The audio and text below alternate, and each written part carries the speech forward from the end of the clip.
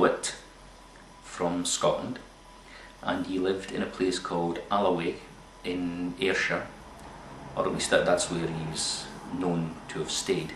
I could go on about Robert Burns for an awful long time, but I won't. All I'll say is he wrote some of the most incredible poetry at a time when poetry was becoming fashionable, I suppose you could put it like that.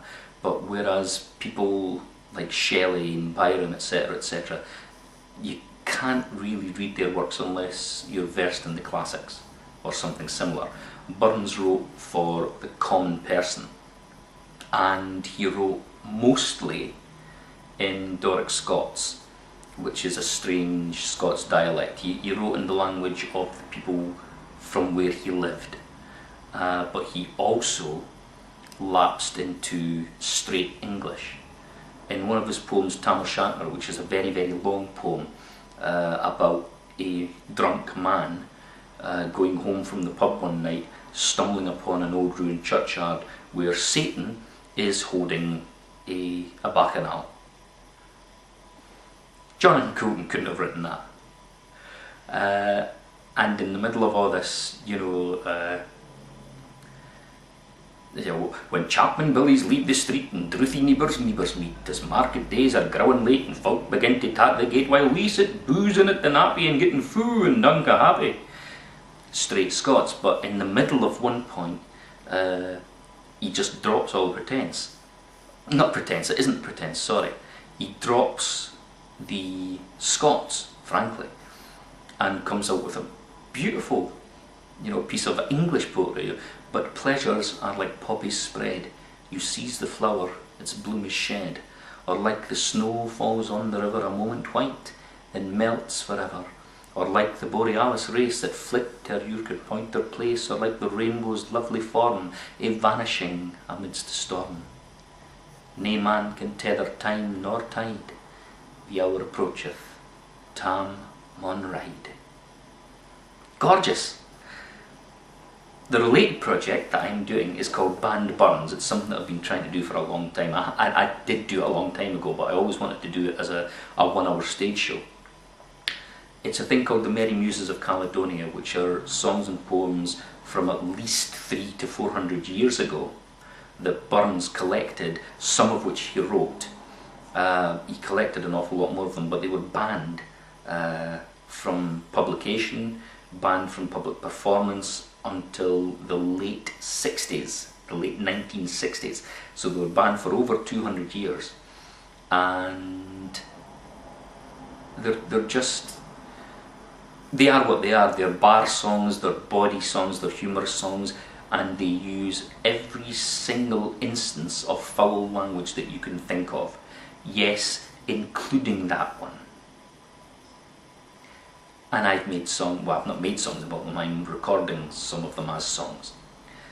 They are not really for children to hear because they use that language, but on the other hand, the language isn't used in any destructive way, whereas most of that language is used nowadays.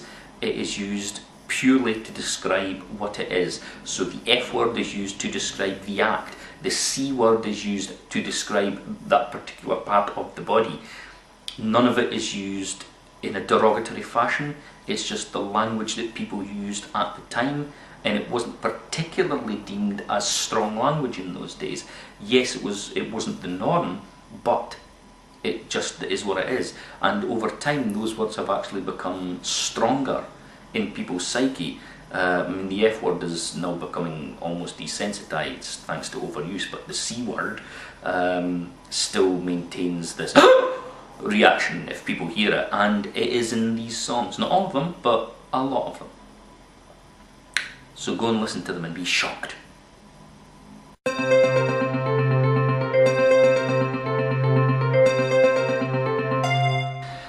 Acting experience. Well, I first performed at the age of 5 professionally.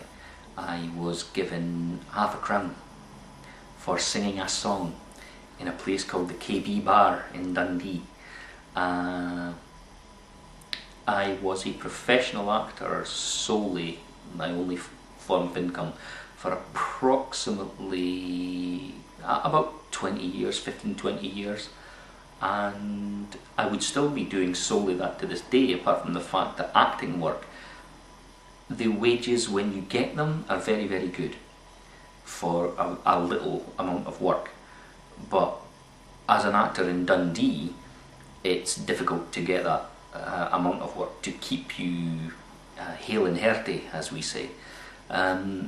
If I had really wanted to pursue my acting career, I would have had to have moved to probably Glasgow, but more than likely down to England, maybe even to the States, and I could not do that because of my daughter, and I am no way blaming her at all. I'm quite happy with the life I have.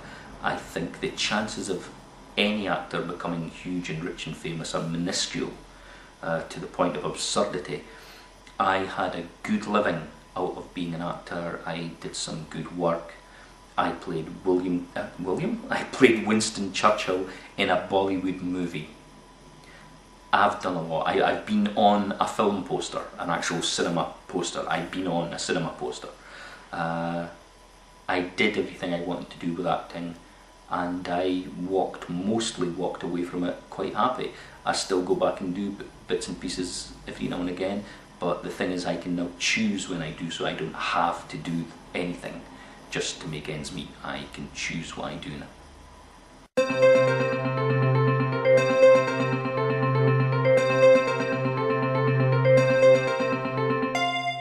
I subscribe to a lot of people on YouTube. The easiest way to basically to say who to check out is to check my subscriptions on the YouTube channel, because most of them are members of Too Much Awesome. So yes, follow everyone on Too Much Awesome, but especially me.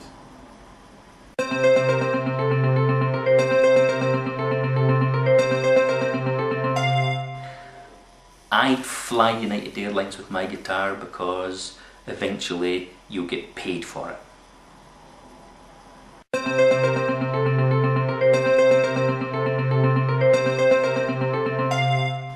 I don't sing in the shower, mainly because it goes in your mouth.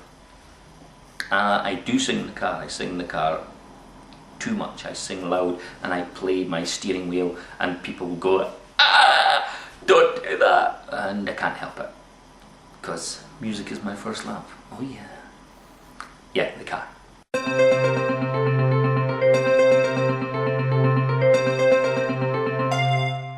If you go to, it's been mentioned before, joecovenant.bandcamp.com, you might find downloads of such amazing things as this album, Band Burns, or this album, It's My Dundee, which is, this is fairly cool and groovy thing. It's, full artwork, all that good stuff. Or this album, Shadowland, which again, full artwork. Look, it's even got me on it. Yeah, me. This too is a fairly groovy thing. Yeah, very nice. I like it a lot. But then I made it.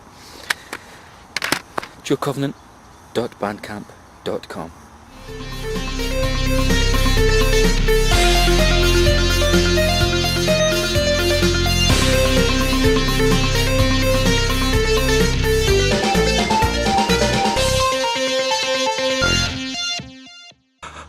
Oh my God, I'm so frightened right now.